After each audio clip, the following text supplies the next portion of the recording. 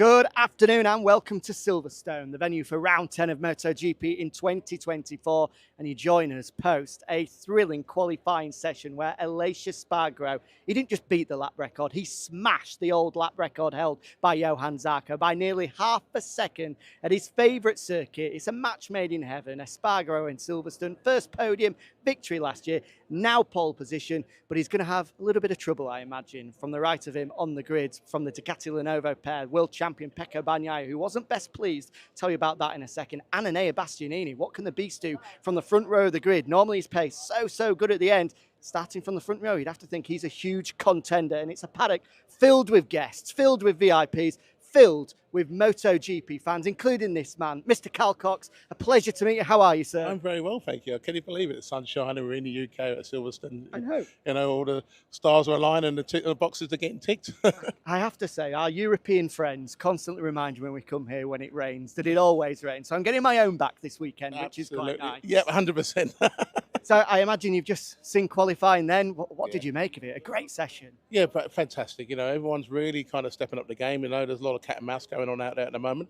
But of course, Aprilia are doing really well. It's good to see that they've really come through the pack now, you know, based on it was a one-horse race before, you know, back in the day. But now you can really see where everything is actually at. And that's really awesome, you know, where now everyone's kind of chasing down Aprilia, especially on this track.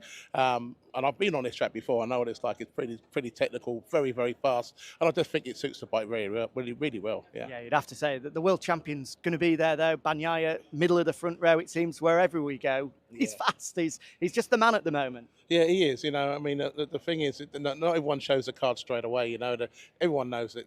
You know, that Bagnaia's got it in him, but at the moment, you know, he's just settling in. You know, and when it gets to pulling the pin on race day, it's going to be just fireworks. Aprilia your pick for later on, then? Do you think? I think so. Yes. Where are you going to be watching from? I'm not sure actually. I've got quite a few different places to. I'm getting pulled from pillar to post at the moment because I haven't been around for a little while. I've just been obviously working away around the world, and had a bit of a window to come here today. So yeah, it's going to be interesting where I'm actually going to end up. Hopefully, I'll get into one of the pits and then watch from there. I would imagine that'd be the best place for me.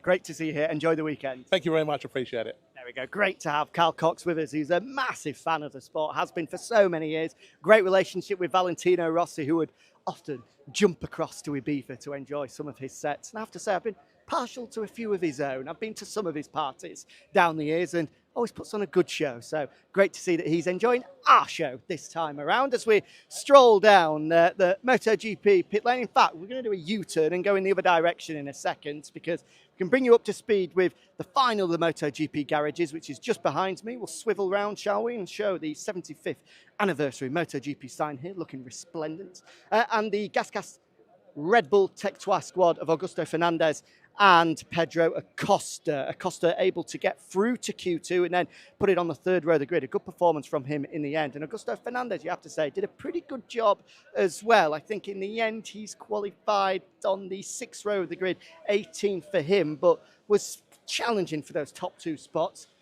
Of course, does look like Augusto won't be in the MotoGP grid next year, but certainly is finding small steps in the right direction, and we're starting to see more of what we saw from him last year. With regards to KTM, well, they got both bikes through to Q2 for the first time in a long time, automatically yesterday, but never really clicked in qualifying. You feel there's pressure on there at the moment, a bit of a nervous energy with regards to the KTM squad.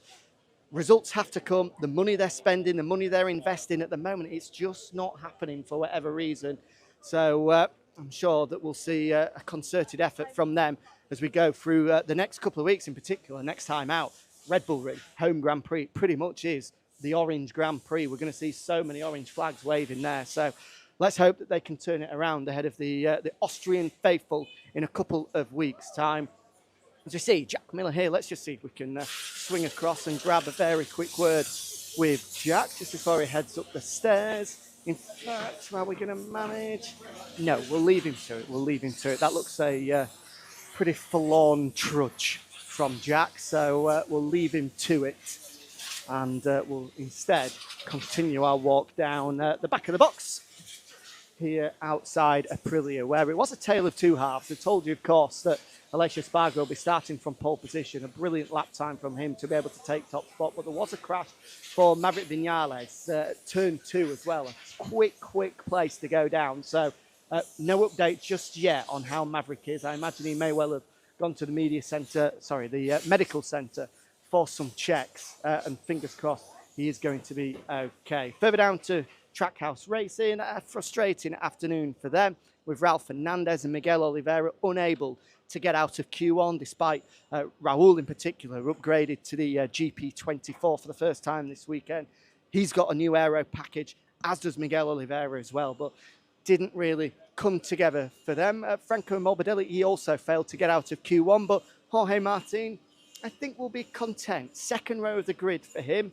Never really was able to piece a lap together, and as a result will have to fire away from row 2. But certainly from looking at the analysis overnight yesterday, proved that he does have the pace to be able to compete at the front. It does look as though your key contenders are going to be Espargaro, Bagnaia, Bastianini and Martin. One of those 4 you think will be taking sprint victory later on today, unless something remarkable happens, which often can be the case. It's not due to rain, but there's always dark clouds swirling around here at the British Grand Prix.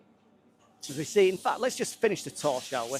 Because you can see down there, VR46, both Marco Bezzecchi and Fabio Di Antonio were through to Q2 automatically, but just weren't able to piece a lap together, and it was a story for a lot of riders. They weren't able to piece it together, with Pecco Bagnaia being pretty vocal afterwards in Parc Fermé with me, saying that he felt that at this level, at this elite level, we shouldn't have 10 riders waiting for a tow, waiting for something to happen. As you see Aleix here with family and with Max and Mia about to head back to the box. We'll very quickly, if we can, just say congratulations to Aleix. Aleix, great work, well done. I guess just smiling from ear to ear for good reason. Yeah, very happy. You know, qualifying is always very special because it's where you try everything you had, you put everything in the limit, and when you reach a lap like this, is unbelievable feeling. Really happy. Now time to relax, if I can, with these 2 a little bit in the motorhome and get ready for the sprint. Good work. I imagine Daddy's done a good job. Thumbs up from the guys. Thumbs up. Thumbs up. There we go. We're happy. Daddy's done a good job. Great work, Aleix. Good luck this afternoon. Max and me are happy with what they've seen from Aleix, their dad, earlier on today, and you can imagine why as well. We'll see Aleix as he makes his way out of the Aprilia box here, and we'll be heading, as he says, to his motorhome to rest up ahead of the sprint later on, which gets underway at 3 o'clock local time. And as you can see, further down in this direction, if we just spin the camera around, we can have a look at a couple of the other teams that have been involved today. Further down there, Johann Zarco. I do want to pinpoint him because Zarco, fastest of the Japanese motorcycles, and by some margin as well, 0.3 of a second he had over everyone else. Zarco really pushing. The Yamaha has taken a step in the right direction, and he was ahead of both. Fabio Quartararo and Remy Gardner, of course, because Alex Rins has had to withdraw after his crash in practice late yesterday. So great job by the Frenchman, of course, buoyed by the fact that he's just won the Suzuka 8-hour, so I'm sure he'll be very pleased indeed to have qualified as he did. He's putting in a good performance. As we see, some skills being done on the old mountain bike. Watch out, make sure no one gets run over here. This gentleman just yet. Watch out, son. Let's just see exactly what this guy's going to do. I imagine, given the fact that Pat from Trackhouse is there working his magic with his cameras, that he is a guest of Trackhouse. In fact, let's just dive in, shall we? Hello, sir. How are you? I'm impressed by what I've seen so far. Thank you very much. Jack, nice to meet you. Tom, how's it going? Very well, thank you. Talk us through it. What's going on here? It's a retro weekend, isn't it? It is. So we've got the mullet, Nice. the old school American BMX style Nice. outfit, and yeah, just sort of bringing a bit of freestyle to the paddock. Good man. Big MotoGP fan? Massive, yeah. Watch every set, even Moto3, Friday morning. watch every session. So yeah, it's cool to be here and watching it. What have you made of today so far then? That session, I guess you're with Trackhouse, so, yeah, so it was a bit not the best disappointing one. because they were nearly, Raul was so close to being in, as well as Miguel. But I think for the sprint, there's the grid's looking good. Marquez isn't too far back, so I think he can make a bit of trouble in there, and it should be a good weekend, I think, of racing. You're out of breath. I'll let you get some water. It looks like it's difficult work. There we go. I'm enjoying what I'm seeing so far.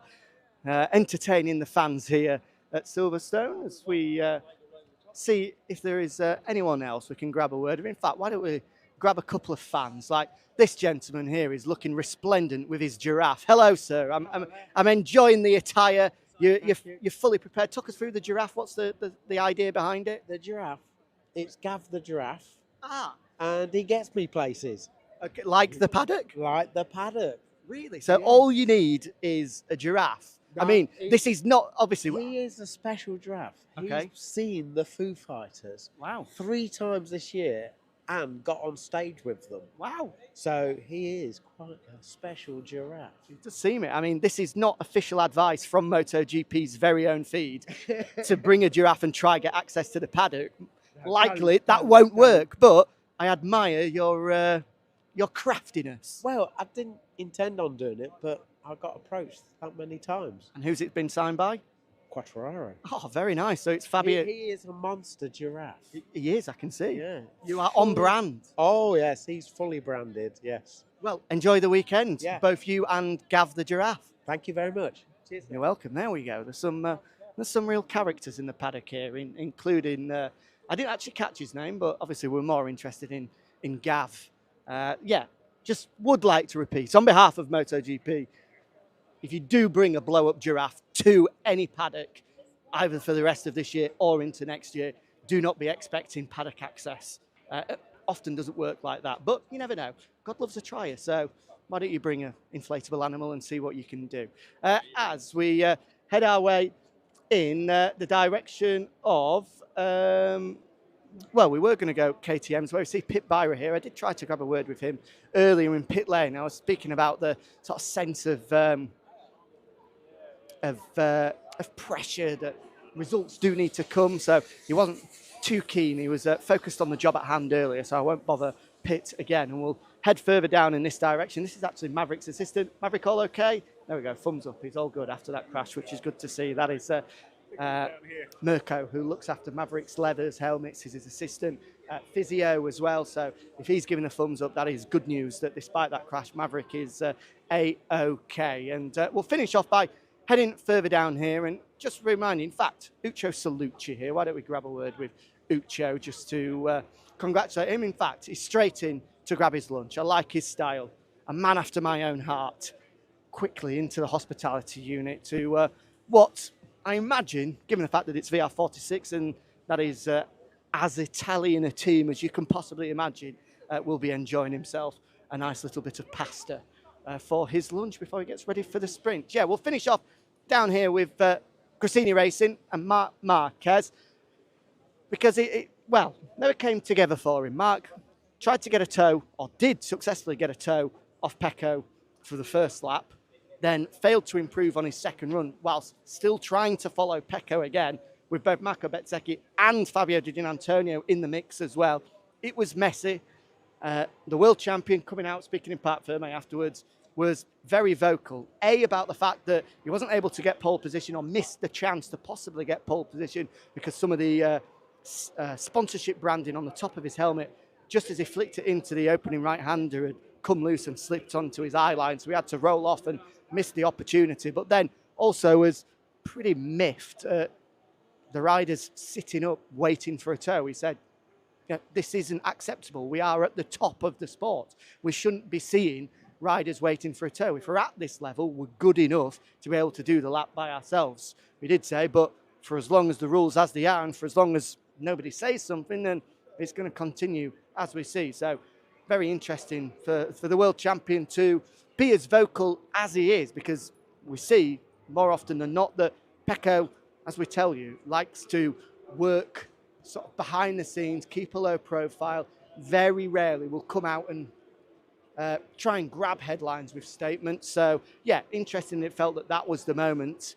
And gave us a huge indication of just how frustrated he was that was the first thing that he wanted to say, rather than reflecting on the qualifying session itself, which wasn't a bad one. He was top going into the final runs and then finished second overall, and goes without saying, will stand a great chance at fighting for both the sprint and Grand Prix victory later today. As our good friend gives away, I'm going to grab a word with him then, but he's run off instead, no problem. And with that, I think, unless there's anyone down here at Yamaha that we can grab a word, we can call it that here at the Monster Energy British Grand Prix. Thank you very much for joining us here at Inside the Paddock. It looks as though we are set for a bit of a humdinger later on today. Espargaro, Bagnaia, Bastianini, Martin, the likely contenders, but if the British weather starts to British weather and we see these grey clouds get a little bit thicker, then who knows? We might see a few other surprising names in the mix. But whoever you do, whatever the weather does, make sure you tune in, 3 o'clock local time here at Silverstone, the Tissot Sprint, the first one back from the summer break. You don't want to miss it. I'll be back with you Friday of the Austrian Grand Prix in just under a couple of weeks' time. Looking forward to it. We'll see you then.